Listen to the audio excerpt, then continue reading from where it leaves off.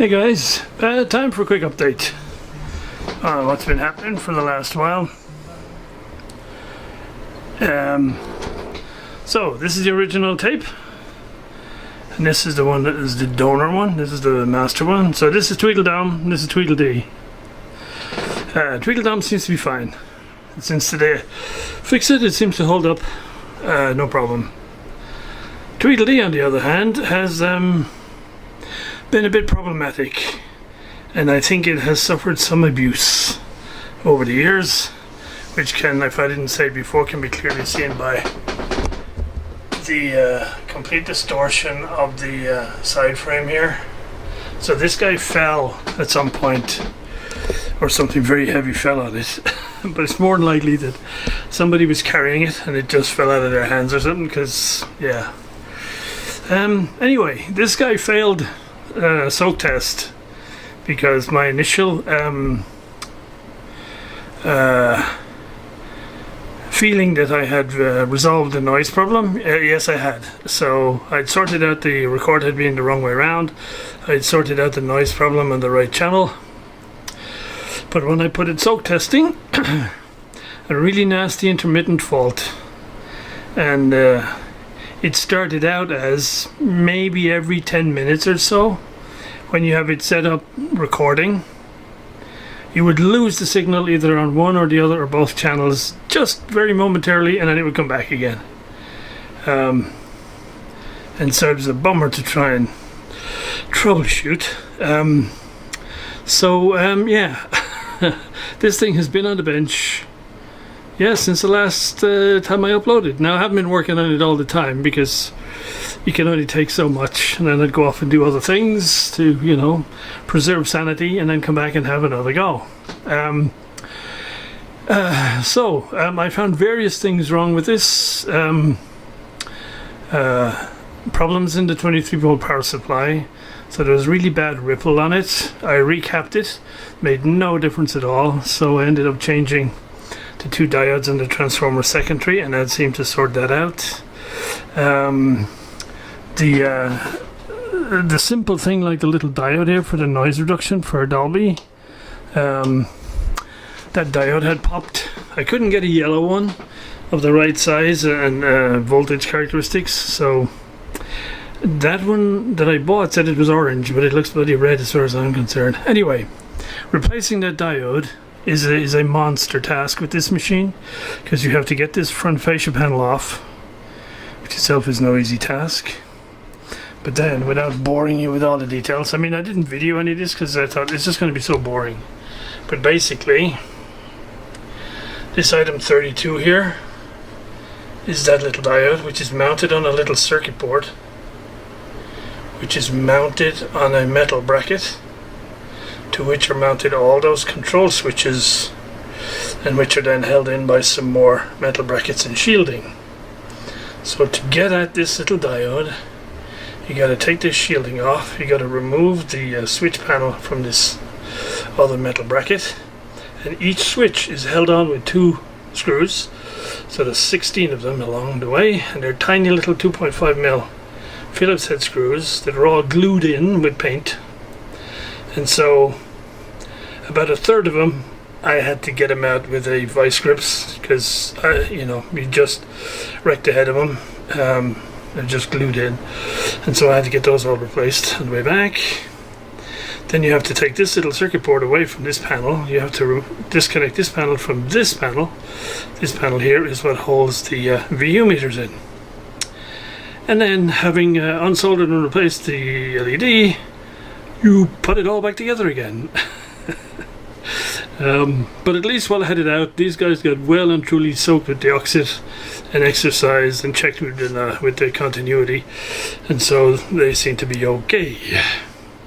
That was that. Incidentally, if you ever have to do this on one of these machines, when you loosen these four screws for the front fascia, there's like a T-bolt in a slot at the back, and so you have to push this whole panel down about 1 centimeter before you can pull it forward, just in case you guys ever end up in a situation doing that. So anyway, having done that, yeah, the fault obviously was still there. So it wasn't any of these front panel switches, which I thought it might have been. Then I found out there's a slide switch on the back. Let me see if I can get one that looks like it.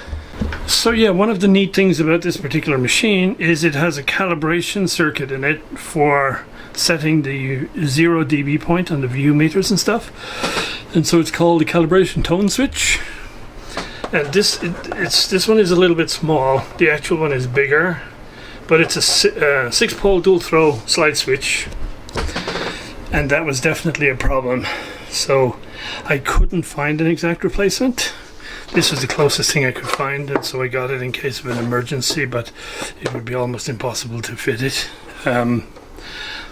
So what I did was I took the switch out, unsoldered it, dismantled it, cleaned up all the contacts because they were completely black inside, put it all back together.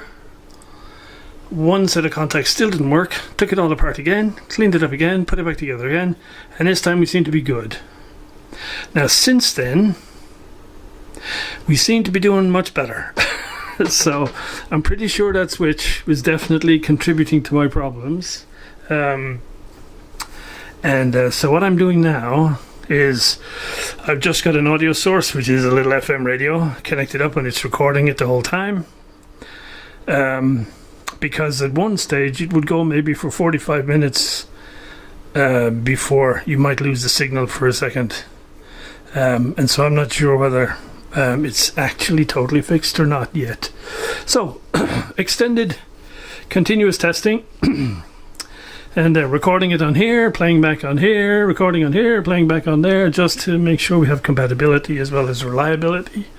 And yeah, so as I said, it would be very boring to do hours and hours of video of it, because plus I'd have to mute the audio track for a lot of it, because yeah, it would be definitely over 18. Lots of expletives. And so yeah. But I think we might be getting close to be there, if not actually there. And so, yeah, that's it. The other thing is I've kind of decided to ease off a little bit on the whole social media thing, like a number of people these days. And so I thought all the projects I've done up to now were really things that were useful for me that I wanted to do for myself. But I seem to have got to the point where I was starting to look on eBay and places for things that I might do as a project just so I could upload it onto YouTube, and I thought, yeah, I'm not sure I want to go down that road. And so I think from here on out, if I come across a project that seems something interesting that I would use myself, then sure, I'll absolutely do it and video and do the rest. But I don't think I want to get into finding projects just so I can have something to upload onto my YouTube channel.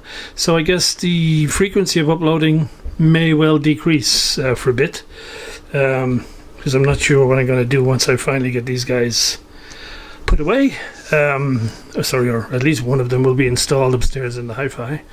And yeah, so I've done a few other things in the meantime. I've installed a wine cooler because unfortunately, with all the heat waves over the last couple of years, most of my wine stock didn't survive. So I had to throw it all away, get a wine cooler, and at least start restocking. So that's done. Anyway, guys, there we go. That's what I've been up to for the last 6 weeks or so. And I do like these machines. I think they're lovely. And I will definitely be using them because I get a great kick these days out of, I think we need to invent a new word for the opposite of ripping. So taking digital media and copying it onto analog media. De-ripping or unripping or something like that. So, which is great fun. Anyway, guys, that's kind of it. A short update. Just wanted to let you know what's going on, and finally maybe out of the woods with this thing. So I'm just leaving it record, connected up to the radio, and then I'll play it back and just check that there's no interruptions to signal, and etc. etc. So, guys, more to come, hopefully in a not too distant future. Cheers for now. Bye.